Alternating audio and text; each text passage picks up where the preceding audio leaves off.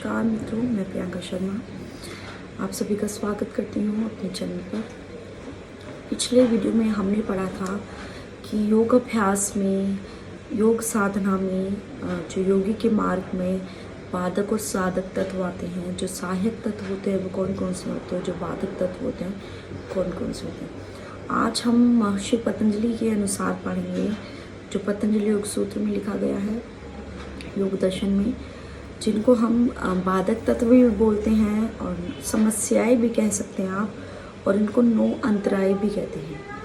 तो आज हम इसी विषय में डिस्कस करेंगे, फिर इनके साथ इनके सहबू और इनका जो सॉल्यूशन होता है वो क्या होगा। ये नो बाधाएं आती है तो इसका मार्ग क्या होता है सही तरीके से।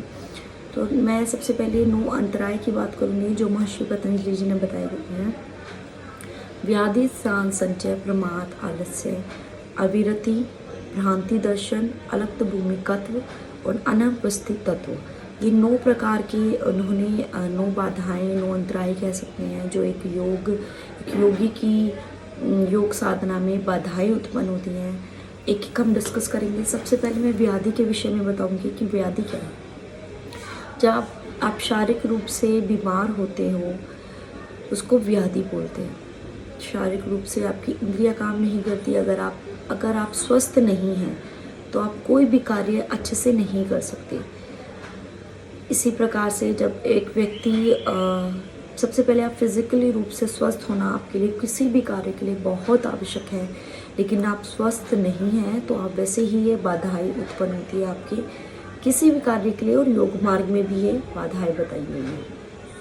फिर सत्याग, आपकी मन की अकर्मण्यता, मतलब आप किसी भी काम से जी चुराना, आपका मन ना करना, उसको कहते हैं अकर्मण्यता। सत्याग, जब आपके मन की आप किसी भी काम को नहीं करना चाहते। संचय होता है जब आप डाउट रखते हैं अपने जो आप सीख रहे हैं वो ठीक है या नहीं, वो मार्ग ठीक है या नहीं, या फिर आपके जो गुरु आपको सिखा रहे हैं अपने गुरु पर आप जब संचय रखते हैं, या फिर आप अपने आप पर कि आप इस कार्य को कर पाएंगे या नहीं कर पाएंगे, किसी भी चीज़ पर डाउट रखना। फिर संचय प्रमाद की बात करें तो बेपरवाही करना, लापरवाही करना किसी भी चीज़ के लिए, उसको कहते हैं प्रमाद। आप जब किसी भी चीज़ के लिए आप कोई भी कार्य पूर्ण रूप से पूरे तन मन धन से नहीं करते, जब आप पूरे तन मन धन से नहीं करते, अर्थात आप किसी भी चीज़ के लिए जब लापरवाही करते, जब आप आपकी किसी कोई फॉर्म भरना है, आप आज कल करते टालते हैं चीज़ों को, और लापरवाही करते करते आपकी लास्ट डेट निकल जाती है, तो आपने बहुत अपना समय भी व्यर्थ किया, इंपॉर्टेंट चीज़ को भी खो गए। इस प्रकार से लापरवाही करना। फिर आता है आलस्य, जब आपका शरीर में तमोगुण की प्रधानता होती है और आप पूर्ण रूप से हर वक्त आलस्य में भरे रहते हैं, उसको कहते हैं आलस्य, कि आपका कोई भी कार्य करने का मन नहीं करता, शरीर में आपके हर वक्त भारीपन आप महसूस करते हैं। फिर होता है अवृत्ति होता है कि आप में वैराग्य का अभाव होना, आप अटैच्ड होते हो किसी भी चीज़ के लिए। जब तक आपकी अटैचमेंट नहीं छूटती तो आप में वैराग्य नहीं होगा, मतलब डिटैचमेंट नहीं होगी। जैसे कि कोई व्यक्ति अपनी योग साधना में आगे बढ़ना चाहता है, बहुत ज़्यादा वो अपने किसी व्यक्ति से, अपने प्रियजनों से, अपने किसी वस्तु से उसको बहुत ज़्यादा लगाव है। जब तक वो लगाव रहेगा आप आगे नहीं बढ़ सकते। तो आप में वैराग्य का अभाव ही बताया गया है इसमें। जब आप में वैराग्य का अभाव होता है तो डिटैचमेंट बहुत ज़रूरी है। तो अवृत्ति का मतलब होता है वैराग्य का अभाव रहना। फिर होता है भ्रांति दर्शन का अर्थ होता है आप किसी भी चीज़ को मिथ्या, मतलब गलत तरीके से समझना। जैसे कि इसमें ये बताया गया है कि आप जो योग साधनाओं की जैसे किसी कारण से उसको विपरीत समझना, जो भी आप, जैसे एग्जाम्पल हमने पहले भी पढ़ा था, जैसे कि एक रस्सी पड़ी हुई है आपके आगे और आप उसको सांप समझ लेते हैं, तो ये मिथ्या ज्ञान है। गलत तरीके से किसी चीज़ को समझना, उसको कहते हैं मिथ्या ज्ञान। फिर होता है अनस्वति तत्व मतलब जब आप योग साधना बार बार लगाने का प्रयास करते हैं, प्रारंभ करते हैं और उसमें आप स्थिति प्राप्त नहीं कर पाते, आपकी योग साधना, आपकी समाधि लग नहीं पाती, आप अभ्यास कर रहे हैं लेकिन आपकी समाधि लग नहीं पाती, उसको कहते हैं अलक्त भूमि तत्व। फिर हम करें अनवस्थित तत्व की बात करें तो ये होती है जब आपकी समाधि तो लग जाती है लेकिन आप उसमें एक जगह स्थिर नहीं रह पाते। अलक्त भूमि तत्व था कि आप जब बार बार प्रयास तो कर रहे हैं और आपकी समाधि नहीं लग पा रही। और अनवस्थित तत्व होता है कि आप समाधि तो आपकी लग रही है लेकिन आप उसमें स्थिर नहीं रह पा रहे, एक जगह स्थिर नहीं रह पा रहे। तो इस प्रकार ये 9 विघ्न बताए हैं, 9 अंतराय बताए हैं, 9 बाधाओं के मार्ग बताए हैं। और अब मैं आगे बताऊंगी कि 5 सहबू क्या बताए हैं कि महर्षि पतंजलि ने 5 सहबू बताए। दुख दोर्मनस्य श्वास पर श्वास अंगमेव जयति।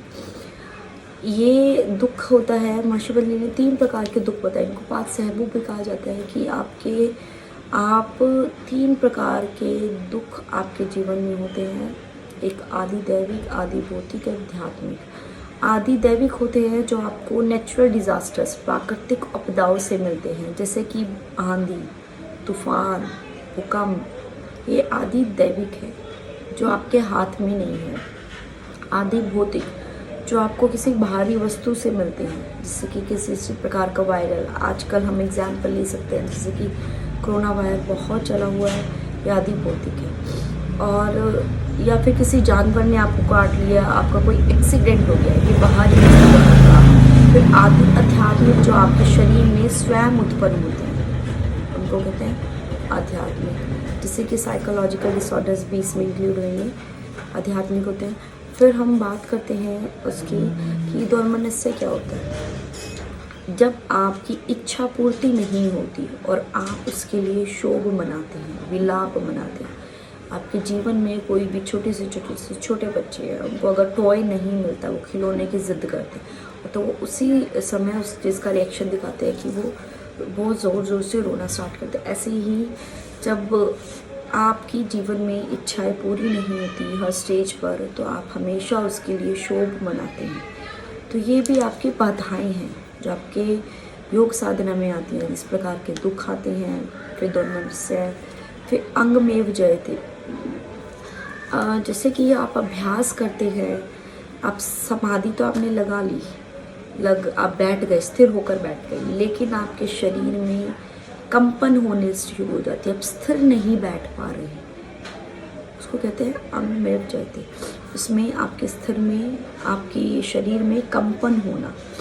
फॉर एग्जाम्पल, आप डेली योग अभ्यास करते हैं, आप बिगनर हैं, आप एक जगह अपनी प्रैक्टिस करना स्टार्ट कर दे, कोई आसन लगाने का प्रयास करते हैं, लेकिन धीरे धीरे आपके शरीर में कंपन होनी शुरू हो जाती है, तो ये था अंगमेव जयते। फिर होता है श्वास और प्रश्वास। जब आप श्वास भरकर आप अपनी बाहरी श्वास को रोक नहीं पा रहे, उसको कहते हैं श्वास। प्रश्वास, जब आप श्वास निकाल कर आप रोक नहीं पा रहे, आपका कंट्रोल नहीं होता, श्वास लेकर आप जब अपनी भीतरी वायु पर कुंभक नहीं लगा पाते, उसको कहते हैं जो भी, जैसे आपने बाहरी वायु, जो भीतरी वायु आपके अंदर प्रवेश कर रही है, उस पर कुंभक नहीं लगा पाते, उसको कहते हैं श्वास। और प्रश्वास होता है जब आपकी भीतरी वायु बाहर निकल जाना, अर्थात भीतरी कुंभक नहीं लगा पाते, उसको कहते हैं प्रश्वास। तो इस प्रकार से ये आपके 5 सहबू बताए गए हैं। अब इनके उपाय क्या है? इनके उपाय बताए गए हैं कि आप अभ्यास और वैराग्य, सबसे पहले अभ्यास और वैराग्य आपको करें। और अभ्यास किसका करें? एक तत्व का, मतलब आप अपने आप को ईश्वर परिधान के रूप में अपने आप को पूर्ण रूप से ईश्वर के प्रति अपने आप को समर्पित करें। और आप एक ही जगह पर बार बार अभ्यास करें अपने चित्त को लगाने का और ओम के उच्चारण का। इस प्रकार से आपकी अंदर एकाग्रता उत्पन्न होगी और फिर और किस चीज़ का अभ्यास, आप अष्टांग योग का अभ्यास करें, चित्त प्रसादन का अभ्यास करें और वैराग्य का अभ्यास करें। इन चीज़ों का अभ्यास करेंगे तो आपके योग साधना में जो विघ्न हैं वो ज़रूर ही दूर होंगे। तो महर्षि पतंजलि ने बताया है। अब हम बात करें, अगर हमने अष्टांग योग भी पढ़ा था, वो मैंने एक वीडियो में भी बनाया गया है, और चित्त प्रसादन के उपाय भी बताए गए हैं, वो भी आप अलग से वीडियो में देख लेंगे। इस तरीके से आप अपने मन को नियंत्रण कर सकते हैं। तो आज की क्लास हम यही समाप्त करते हैं, आगे फिर मिलते हैं एक नए टॉपिक के साथ, एक नए विषय के साथ अगली क्लास में। सभी को हरिओम, सभी को धन्यवाद।